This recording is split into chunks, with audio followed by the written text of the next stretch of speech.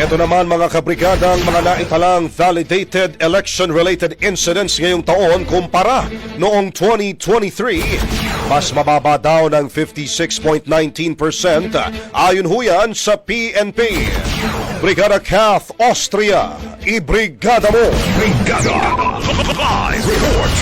Mas mababa ang bilang ng mga naitalang insidente na may kaugnayan sa halalan ngayong taon kumpara yan noong idinaos ang barangay and sangguniang kabataan elections noong 2023. Ito ang sinabi ng Philippine National Police. Ayon kay PNP Public Information Office Chief Colonel Randolph Tuanyo, mas mababa ang naitalang 46 validated election-related incidents sa katatapos na midterm elections sa 105 na mga insidente noong BSKE. Katumbas ito ng pagbaba na 56.19%.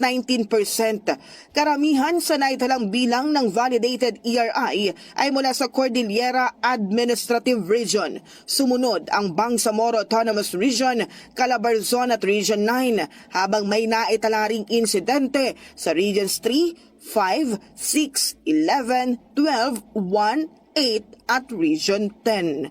In the heart of changing lives, ako si Brigada Kath Austria ng 105.1 Brigada News sa Manila, the Music and News Authority.